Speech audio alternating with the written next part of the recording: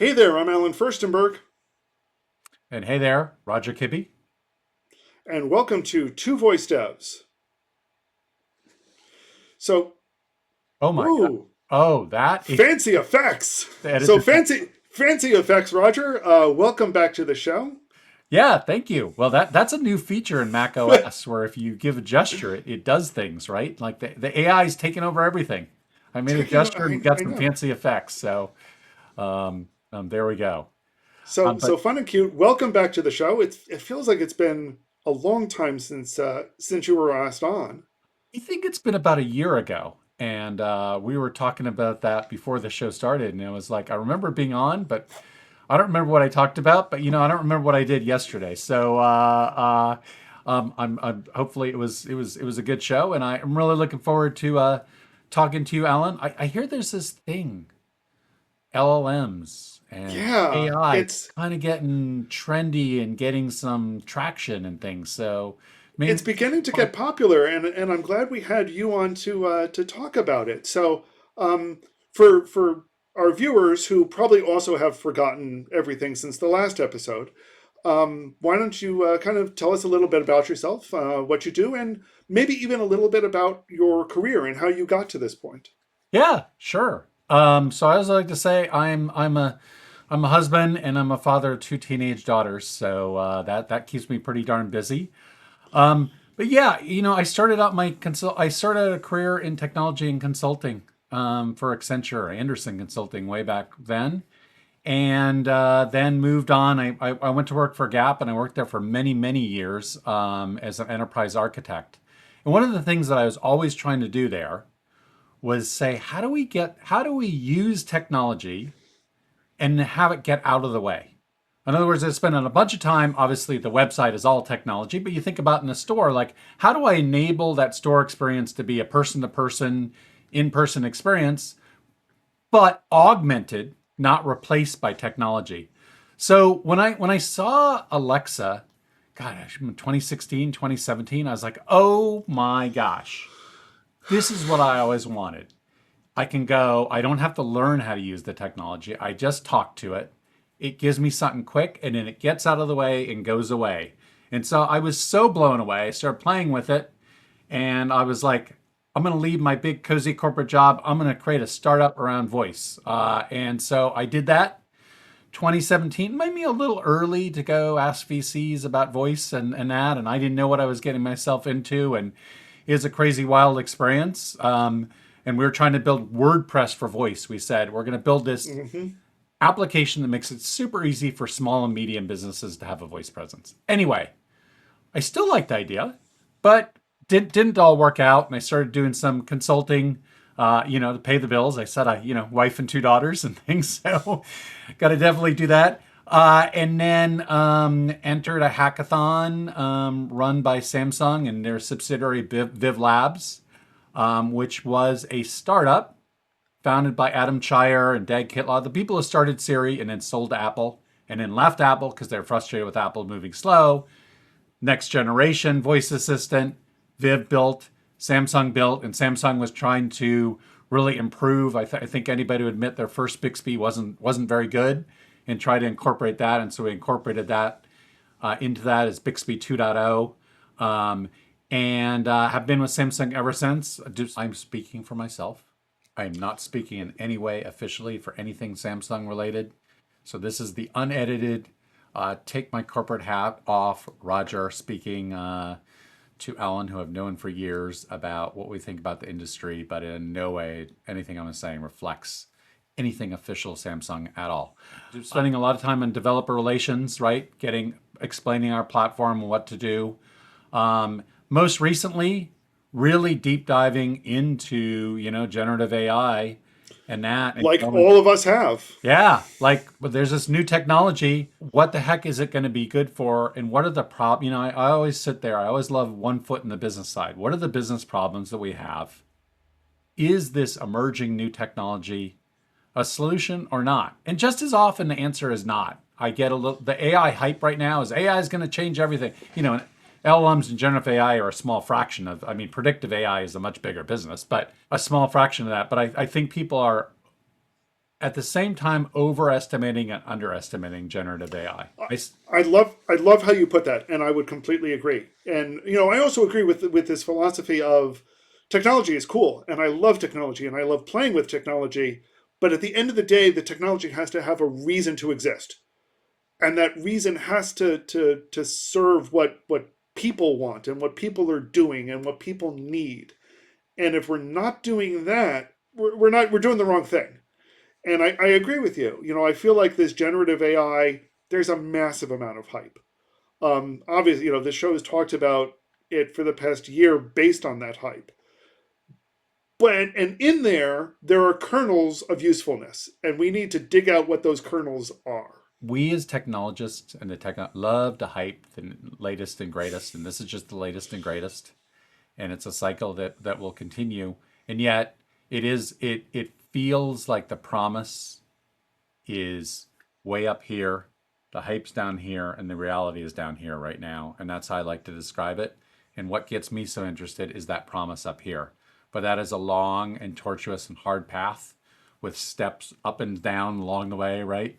Maybe Yeah, like a stock chart, right? Up and down, but eventually, like, you look to the right, it's going you up. And I kind of you figure out you, that's you where hope we are.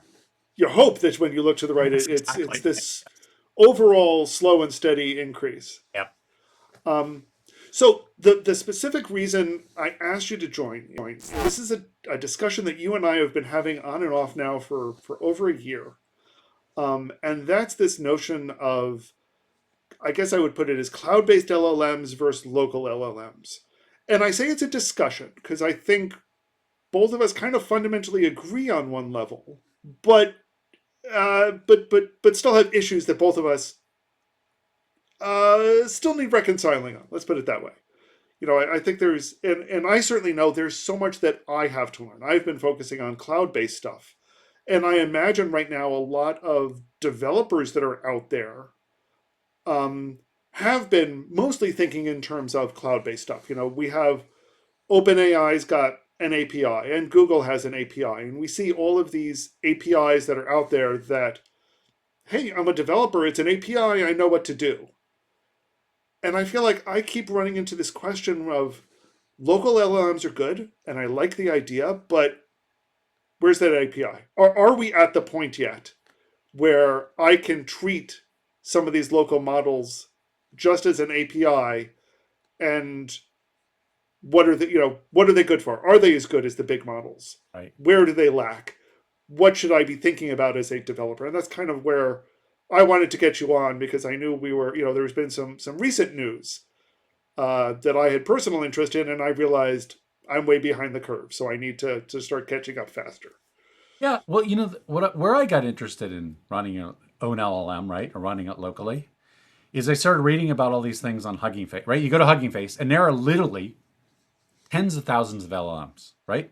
But they're almost all fine-tuned versions of a base LLM, right? And so people have been experimenting. I was like, oh, these sound really interesting. How the heck do I run these? And so I went down the rabbit hole, and it was like, okay, it actually was easier than I thought, and Okay. got them up and running. But this was more, I honestly, this was I wouldn't say it's an entire academic exercise, but it was a little bit like, how the heck, I read about this thing, I want to get it up and running, I want to play with it. What does it mean? How hard is it to do? And then all this terminology, right? That gets thrown around, right? Like there's all these animal names that are used in the names of these LLMs, right? What is quantization? What does that mean, right? What are all these things that these term? Whenever I hear the term orca or the term dolphin, or what are we talking about with all these terms? And so I did it really out of intellectual and professional curiosity to go and do that. Now, I will say I gave a talk, and I think you were at my talk in the fall at the Voice and AI conference. And I went through and said, hey, here's how you do it.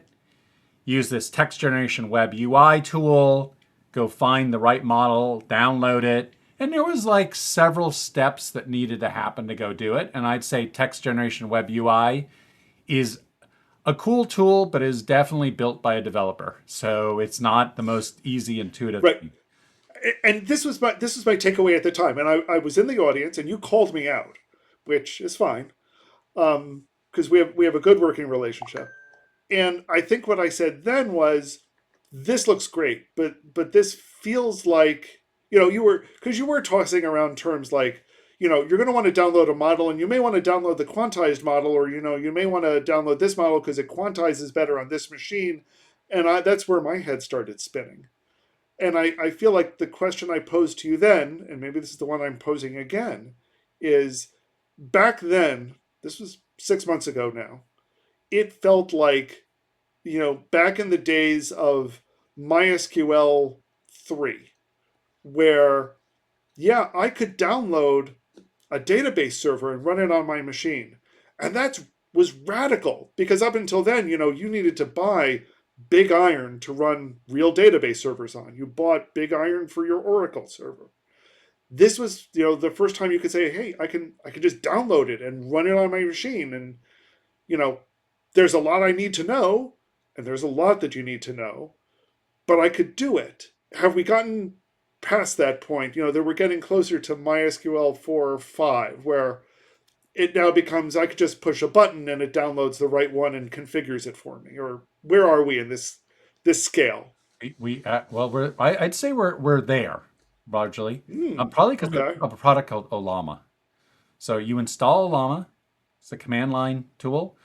Olama, run it. Olama, name of the model. Now the model names are generally long, and Olama has taken a bunch of models and given them like so you can say Olama space Llama 13B, right? So one of the OG kind of open source from Meta Llama models, and it'll download it and install it, and then give you a little command line chatbot, and it opens up an OpenAI compatible API locally. So that is super easy. It takes away a lot of the guesswork and a lot of the configuration, and seems to do work really well as far as just choosing kind of the smart defaults to get something working. But it hides away a lot of the knobs and whistles, right? The text generation web UI shows you them all almost confusingly. There's a tool called LM Studio, which is probably my favorite tool, which is somewhere in between. It is more of a GUI, and it also exposes an API, but it lets you tweak some of the parameters, right? So for instance, I'm a big Mac user. One of the things with, and I don't know if we want to get deep into NVIDIA and Mac and how this works. One of the things you want to make sure that if you're using a LLM locally on a Mac is that you're using the Mac GPU, and that library is called Metal. And so there's some settings to say use the GPU, which dramatically increases performance and is really important. So you So can control those kind of settings in LM Studio. Olama just does it for you, but Olama would be, I think, what you want, where you're like, download it, run it, boom, it takes care of everything for me, and it's a tool I really like.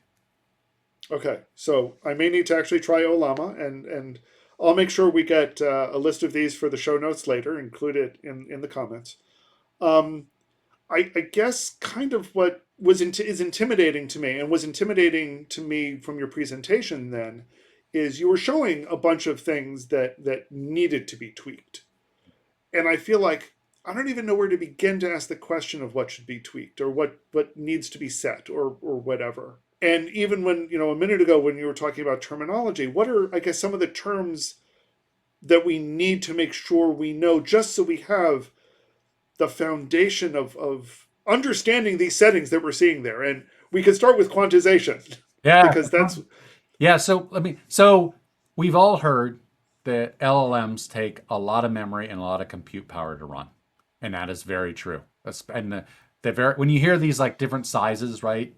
7 billion, 13 billion, 33, 70 billion. ChatGPT is hundreds of billions of, that's the number of parameters. And so that's think of it as just think of it as a bigger database, kind of oversimplifying it, but it kind of is, right? And so it's a bigger, and they take a lot. So this was invented. So what quantization does is it actually takes the 16-digit representation of the number, and it makes them 16 bit, and makes it 8-bit or 4-bit. And so you lose some precision, which sounds kind of crazy. But the fact of the matter is if you take a typical LLM that might be usually 16-bit and quantize it down to 4-bit, which like halves its memory requirements at least, and a lot of its CPU, you only lose between 5 and 10% of the capabilities, which is just amazing for having something. And so if you're going to play with them locally, unless you have a big, beefy NVIDIA GPU, or you've outfitted your Mac with like 192 megs or gigs of RAM, you're going to use probably a quantized model. So you're going to lose something there. But the techniques, so everybody thinks quantization is really important because everyone's trying to shrink more into less. And so there's a lot of new techniques with quantization, which are making it better.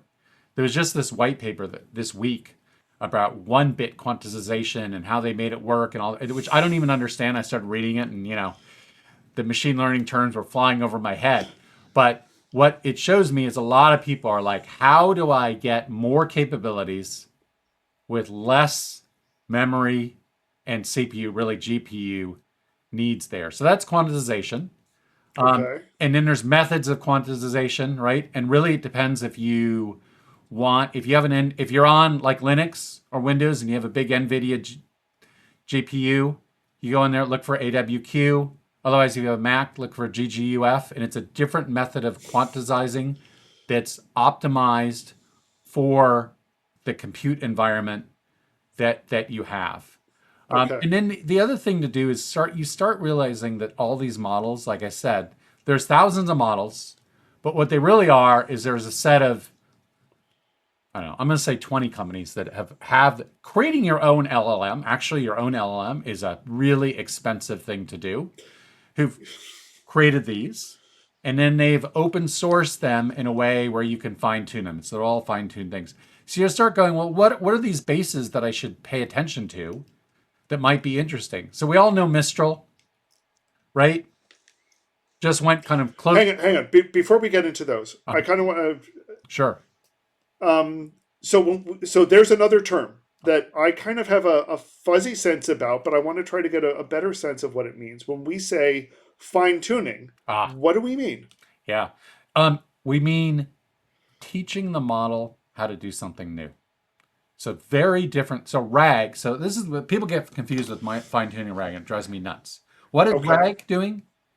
It is giving additional information to the model so it can answer questions better on the basis of that additional information. I might be Yes. simplifying things, but that's essentially what it is. No, I think that's a great fundamental of what RAG is. How you do RAG is another story, but I think that's a good summary of RAG. Fine Okay. tuning is teaching the model to behave in new ways. So teaching a model that when you answer something, it can be as simple as thing. So there are uncensored, they take a censored model and they uncensor it by frankly fine tuning it on a data set that is very uncensored. So they're kind of you're going to unlearn your censorship, and it's okay to be that.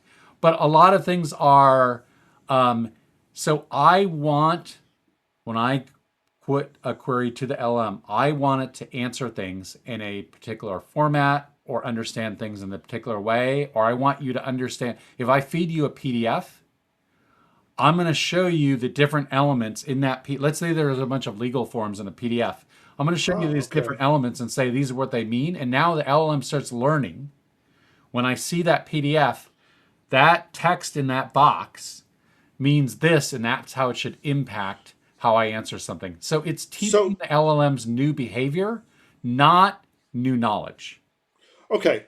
New behavior. That's an interesting way to put it because I think the way that I had sort of started framing it in my head is that we're teaching it new words, new patterns, new languages. So Yep.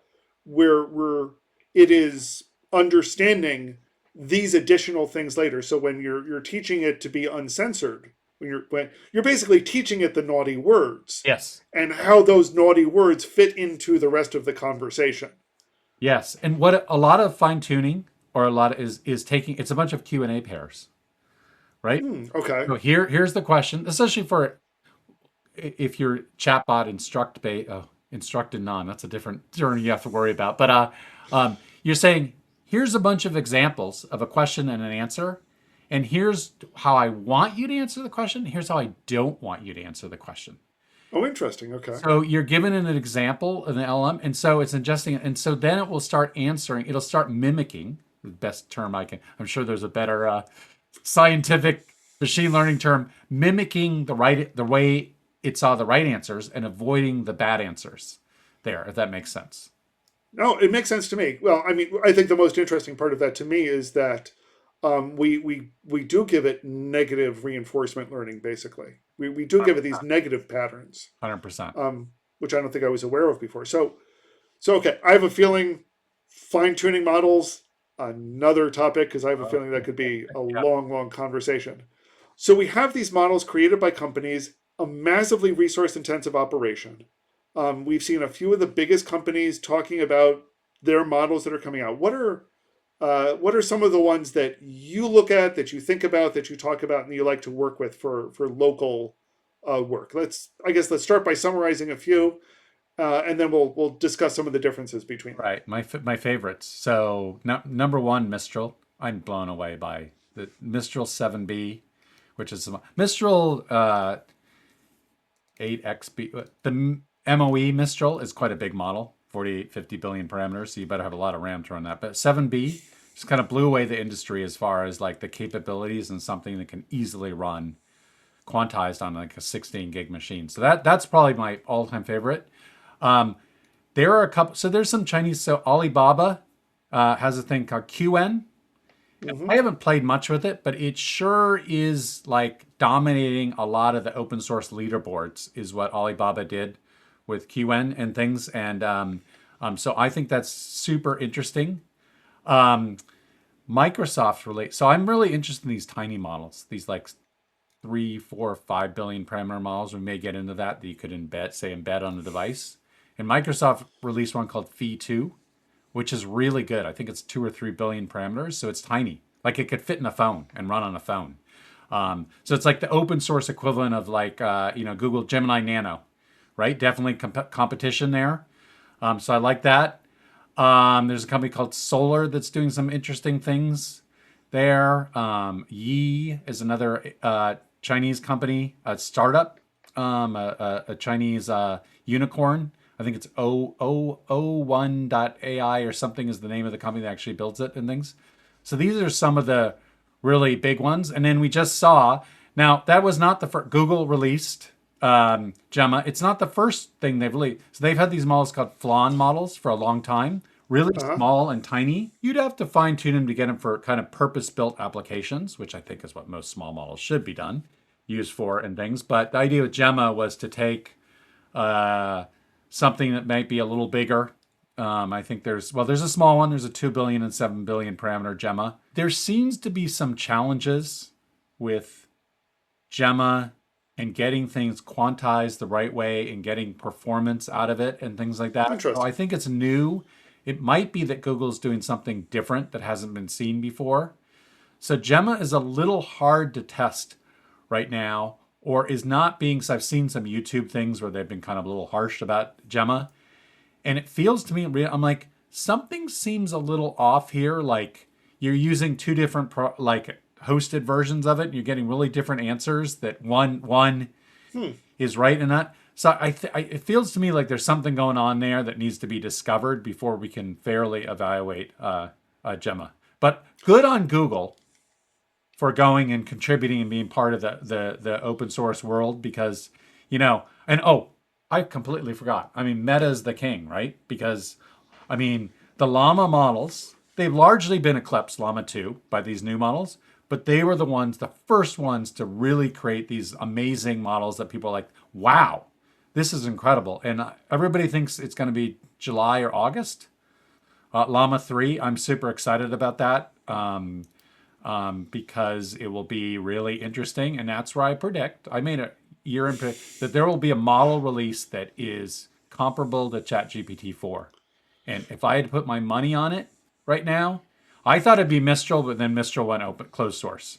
I'm going to say it's going to be Llama 3 is going to be comparable to GPT 4. Now, we might be on GPT 4.5 or 5 whatever. But by yeah, that time. But that's quite an accomplishment. I've played a little bit with Gemma, Huh? and I play within a hosted environment. So part of why I asked all of this is because I kind of do want to play with it locally, and we'll get to why shortly. And I feel like my conversations with it, what's the right way to put this?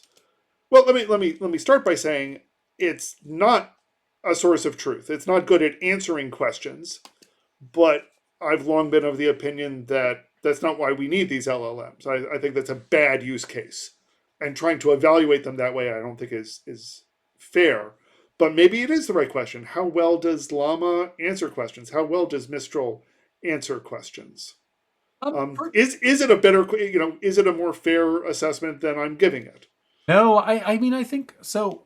I would strongly agree with these smaller models, expecting them to be like a supercharged Wikipedia that's read the internet is totally unrealistic. I mean, that's what ChatGPT is trying to do, right? Yeah, They built this giant model that can do is super capable of doing everything, and now you get these smaller models, and they just don't have that much knowledge, and they're really not. They're built. They're really designed to be purpose built for some purpose built LLM application.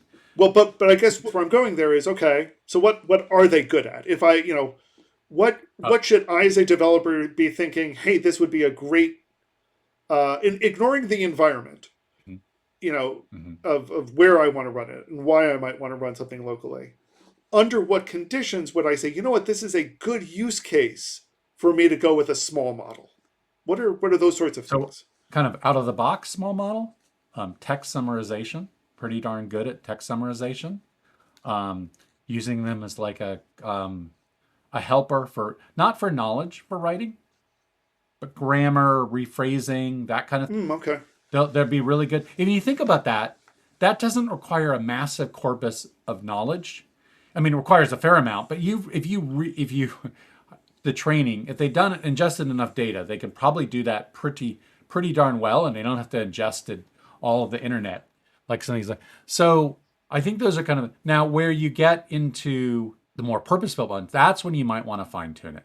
So I was had a conversation with someone the other day, and they were talking about legal contracts, and they wanted to look. This company wants to. They have a bunch of clauses in their legal contracts that say under these conditions, we can raise the cost to you. And what they realize is, oh my gosh, all these conditions are happening all the time, right? This is a dynamic market they're in.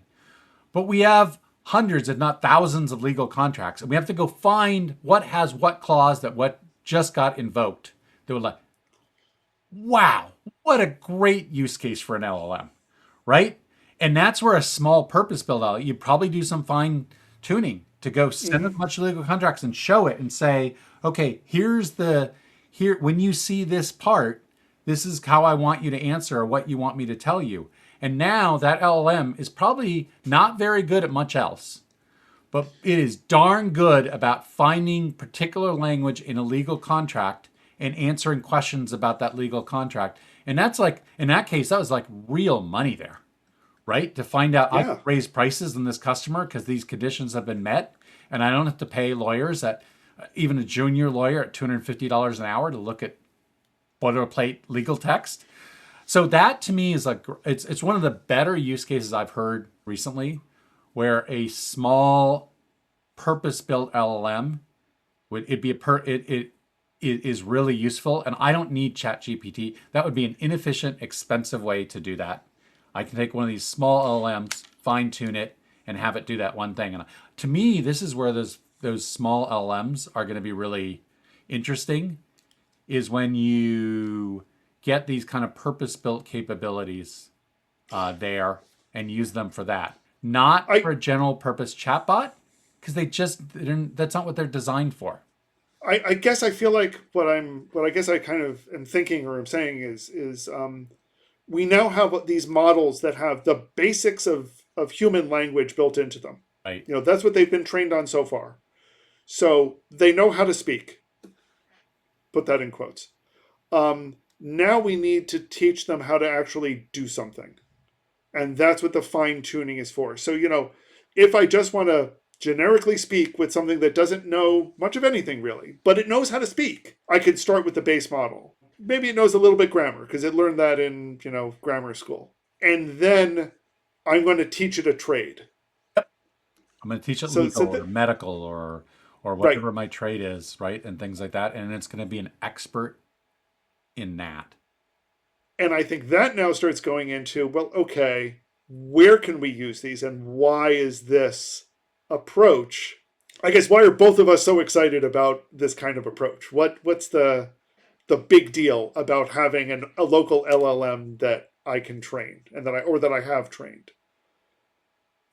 Okay, so there's a lot embedded in that question because what's the big deal to this approach and what's the local LLM and things like that? And I might be a little Yeah, bit different because you could run one of these small LLMs in the cloud cheaply yeah. and maybe and not on use Well, but because I have data privacy concerns and that.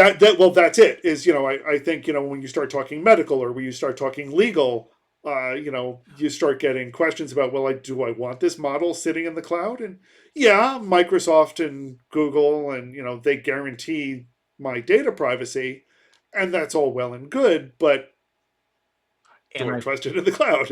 and I fine tune my model so it's different than anyone else's model. And I don't want we've seen all the like the model drift that's happening with Chat GPT, right? Where it used to be good at answering some questions and you're not you don't I'm a big I love Gemini, Chat GPT. They're cool, they're fun, they're interesting to use with. But I know that 6 months from now that is going to be very different. So I don't really control the that actual model, how it was trained, what it was trained on, and I certainly don't. And if I want to fine tune it, I need to run my own instance there. So I do think that number one thing is it's about control, Mm. controlling the model I've used, control the fine tuning, the same kind of query, the query prompt query. Think of databases, old school There, prompt yeah. prompt engineering that I used is still valid and still works really well. And I just think that's where if that's important, you especially have something purpose built, then you definitely want to be able to control that because you can't have that model drift, right? As this used to work, now it doesn't work. Now I'm constantly chasing what See, OpenAI is doing instead of controlling my own destiny by controlling my own model. here's my concern here, though, and I agree with that completely. But it's the same concern that of having a cloud based or a mainframe based versus a PC or whatever is you want to be able to say, well, I want to control when I upgrade this PC. I want to control what software is running on it. And what happens though eventually is that, well, it's working fine the way it is. I don't upgrade it. Mhm. And there are security issues. And now I'm afraid to update it to fix the Right. security issues because I'm worried about breaking something else. Has is that being discussed at all in the Yeah, train it yourself community? yeah, yeah, yeah. No, I mean, yeah. I mean, I think that is a concern. I mean, that's one of the reasons to use, quite frankly, is also abstract. So I'm a big fan, and I know you are, Alan, of frameworks like LangChain, which you start abstracting away. One, LangChain lets you basically create a workflow of a bunch of things that happen and things like that over this that could be LLM calls or non-LLM calls and let the LLM decide what API to call and all kinds of Mm-hmm. amazing cool stuff. But you also start building this abstraction layer above the LLM. So you start getting some independence from there. So I think that's a best practice. But I do think, I mean, I don't think there's a great answer to your point of if I absolutely control everything, I also don't get the built-in improvements that come with that. And it's I think there's an emerge. I feel like there's a lacking in tooling. So the I think there's going to be an emerging set of, and you started to see this like AWS, Google Cloud, like they're starting to host other models, right? And take away some Mm-hmm. of the infrastructure part out of that and even let you fine tune models and host them and do that there. Um, a lot of the goodness. So think about like the reason I went to the cloud with AWS is I might have my own code and my own data up there and things there, but a lot of the security and that around it, I'm kind of delegating to Amazon and AWS or Google or Microsoft Azure or whoever the heck you're using there. I think that's an emerging thing that's going to happen. That's with LLMs is this hosted model. So maybe I'm not running locally, but maybe I'm running my own. Maybe the difference is, I mean, locally is we can get into it, and I'd love to talk about embedded things on phones, but that's a further thing to talk about. Maybe it's not locally. Maybe it's running in GCP or AWS, right? However, I control what that model is. I fine tuned it. I've done some things, but AWS and GCP are taking care of the layers around the model that are very important to me that might handle some of those issues you're talking about. It still means though that I don't as the models are upgraded and get more capable, I'm falling behind. So I mean I think this is the classic question, right? Right. The more control you have, the more you have to control. And at some point you're controlling for things that don't have any business value. And yet you want the control enough to have the business value. And that's just this classic quandary that I'd say is not new to hosting your own versus like going No, to it's not. generic API out there. LM, nothing new with LMs. Same exact issue, challenges, opportunities, caveats that you have to look out for.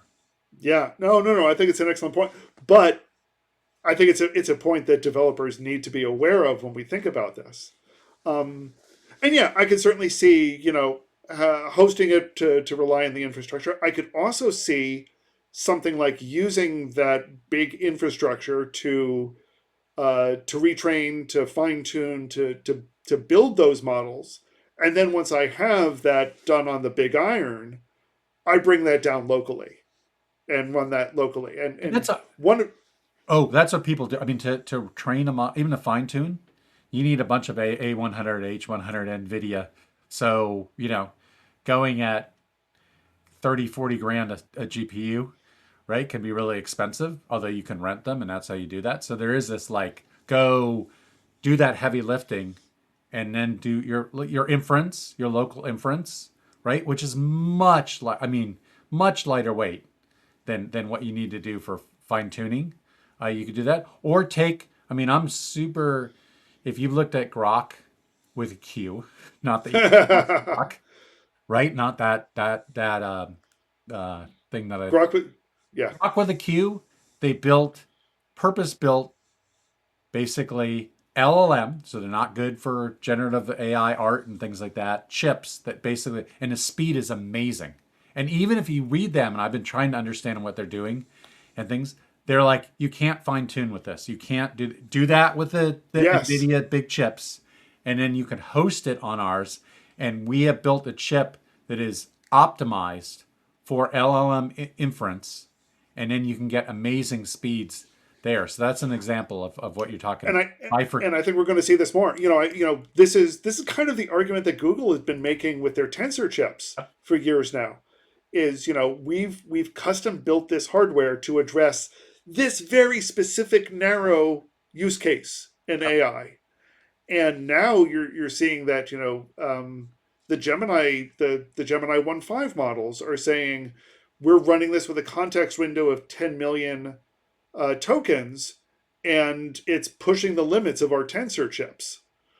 But they have the tensor chips that can do that. So yeah, so I think this split notion is an interesting one, but that now starts turning into okay, and this is the other half of the question is okay, why do we want to run locally? What are the advantages and disadvantages of running putting these models locally? right, I'm going to answer that in two parts. So one, as someone who's interested in the technology and as a developer, if you just want to geek out, Okay, the tech is cool. I wanted to geek out. I was like, I hear all about Hugging Face. I go there, I'm like, oh man, this is making my head explode. And then Oh, my head explodes every time I go there. Yeah, right, and then I'm like, okay, I want to understand this. I want to start to understand this. And there's a bunch of things I still don't understand that are happening at Hugging Face. But oh, okay. A bunch of people are talking about running things locally. How hard can this be? And I can download it and things like that. So it was a learning for me to understand the technology better. it was a learning process to go and do that. And it's been valuable, and I still like doing it. And I read about new things. I'm like, oh, that's cool. And like, there's this crazy new way of quantizing, right? And I expect that to come out, and I'll be able to download it and try it out and see it probably quicker than something else. So there's the individual geek factor, education factor that as an individual is interested in this and trying to understand by doing. That's the part of the reason. The other when we touch on the reason of the data privacy or controlling or Hmm. fine tuning something there, but I want to add, and maybe this is a good time. Yeah, So this is the big one. yeah, If it's what I think, yeah. so Google, the Pixel 8 has an LLM embedded in the OS, and my company Samsung took the same Androids and things like that. I believe it's exactly the same and is now embedded in Android. There is a small a Gemini Nano, couple billion parameter model embedded in there. And the chipset is good enough. The latest Qualcomm chipset, I guess, is good. They're smart too. They're building AI capabilities in their chipset, so it can run pretty well. So I believe, and I don't know, I believe that most of the text, I'm pretty sure that the text summarization and the simple kind of rewrites that are happening that you can see on a Pixel or an S24 are happening using that local LLM. And I'll tell you why. One, I just said local LLMs are pretty good at doing things like that. Two, the cost factor is massive. So, and Alan, you and I are from the voice industry, right? And I can tell you that in a voice assistant, go into the cloud for every time someone asks things like what time it is to like dim the display on my phone, and go into the cloud and having to do ASR and NLU and that is gets really costly for a lot of Yes. those really common commands there. So what did they do? They built it into the device. The phones, almost all your phones, Apple, Android, they're doing some on-device ASR NLU. And the driver there was cost because it was cheaper than doing it in the cloud. And then you can market it as, oh, it's more private and it's local and that and things there. But the real driver is cost. And I think the same thing's going to happen. So that local LM for simple things will be the cheaper way and more cost efficient way to offer these without going to the cloud. No cloud costs. It's just happening on your Yep. local phone. And here's where it gets super interesting. Now that I have an LLM embedded in Android, and we'll probably see, I would be shocked if Apple didn't do something like this in Yeah. WWDC in June or July, but who knows? But let's just stick with Android. Now I'm an Android app developer. I have actually kind of an interesting new tool that's now, but I don't have to pay for, it's expensive for me to host like an LLM and call an API call for millions of people are using my very successful app. But if there's something simple I could do that's LLM based, now there's one embedded in the OS.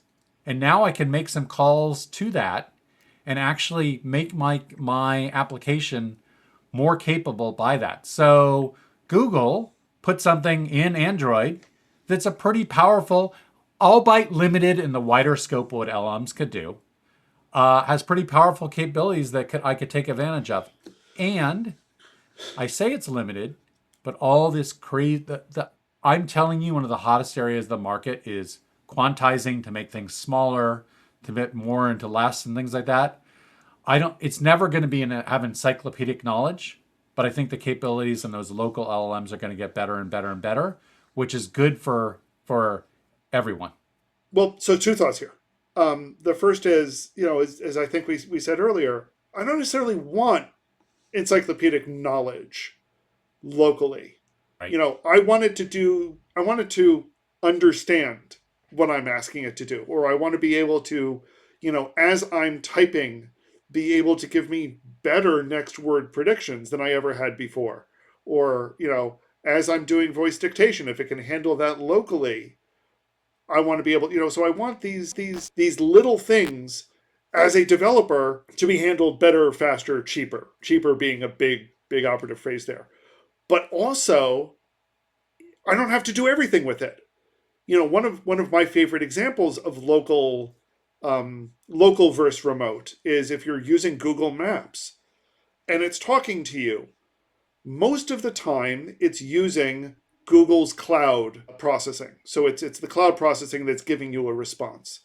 And that doesn't seem efficient, but it's better because sometimes when there's no network connection at that moment, it will switch to the local voice. And you can tell the difference. The local voice is a little slower, a little rougher, it doesn't work as well. But I think that's kind of an important notion that we as developers can think about is okay, right now, Google basing stuff remotely where it can and locally where it has to. What happens when we switch that around? Where we change the 80-20 rule again? So Yep. that now 80% of my processing can be locally. And when I need to do something a little bit more complicated, when I need to go access the network, I can do so as transparently as possible. Yep. Yep. Well, And even what really excites me and things, and I know there's this, is I go call an API and it decides, am I using yes, locally or remotely and things there and that. And there's even some in the academic world, some like edge LLM and a big mama kahuna LLM, right? And having them talk to each other. And this one decide, oh, I don't know how to do that. I'm gonna go out here and things so there. it's It, yeah, those are the sorts of things that excite me. But it also comes down to right now. When I think about the big LLMs are taking, GPT-4 takes a few seconds to answer me. Okay, now that's a big LLM, but it's also running on big hardware with big CPUs, and the latency, the slowdown, isn't in sending it there or getting it back. It's in the processing. yep. And I don't have that processor anywhere locally, that's for sure. So for the big tasks, I'm going to have to expect it to be slow there. And for the small tasks, I will expect it to be slow locally. It's kind of where I feel like we're Yeah, ending up I going think here. that it's a good concern of like just because local doesn't mean it's faster for sure. We've Right. seen that, right? Especially in, I think that's points to the hardware getting better and the chips getting better and some like text summarization, as I understand, is not a really difficult task for an LLM. If it's good and it's local, it's cheap, but it's also fast enough and things. Yeah. I was thinking as I was thinking about this app. So if I'm an Android app developer and I probably have never done, and I want to go and say, you know what? I'm looking at people are falling in love with chatbots again, which we can debate whether that's going to happen or not, but they're falling in love with Yeah. conversational interfaces again, right? On there. But it's been too hard or too difficult to actually do this, to implement this. But if I could somehow take voice or the user could type something in and I could feed it to the LLM and the LLM could spit back and say, oh, I'm just gonna feed that in with a list of intents of things, right? That are possible that you could do, and you're gonna tell me what that user meant with just some natural language English query and things. Now I can start building that capability into my Android app and just make it work a little better, right? Yes. Instead of everything being GUI, drag and drop. Like, my favorite example is the when you go to a settings and you have to drill down and how many things do you have to click and things like that. And you're like, this was the promise of voice assistants, right? Boom, I can do this, but they're actually pretty good at device control, right? And doing that. But now I could build that into my app, something where a setting that's hard to find or explain something. I saw a startup that was doing things with game, like an add-on for games. And this wasn't for settings, but it was something that popped up, and it was a little like coach that pop up and also trash talk you. Uh But like it made the game more fun, right? It huh. popped up and it said something and it'd say, "Oh, have you tried this or that?" And they were all doing that with a local LLM, right? To keep the gameplay going and doing that. I was like, okay, maybe it's a little goofy, but that's a good example of what I see happening is that these local processing capabilities open up new ways of thinking of interacting with a local application. And to me, that's pretty exciting. I'm not a mobile developer, but it feels like there's a lot of opportunity there. I agree. I mean, there's so much potential and so many different ways to approach it, and this is really only the beginning. But I want to thank you for coming on and I guess trying to clear up a few things and maybe nudge me a little to actually start looking at stuff, and I think I will install a llama and see how it goes, and try out Gemma and all new stuff. So thank you again for joining us. So folks, we'd love to get your feedback. Let us know what you've been trying, what models you like using, what tools you like using. Share it in the comments below. You can find us on LinkedIn and elsewhere. So thanks, Alan. It's been great talking to you. And yeah, the fun thing about this is whatever I'm saying now is going to be half of it's going to be irrelevant 6 months from now. And to me, that's exciting. That is exciting and challenging. So Challenging, but I that's part of the thing is that things are moving so fast that it's kind of it's crazy and it's wild and it's a fun place to be. And yeah, I'd love to see the comments because there's so many AI tools and so many people doing some cool stuff. and It's like, so much. There's so much to learn. There is so much to oh my learn. gosh. And so So please do. so it seems certain that we will be covering this again in 6 months and after that on Two Voice Devs. Absolutely. Take care, Roger. Have a great week. Oh, and there's the effects again. Love the balloons again.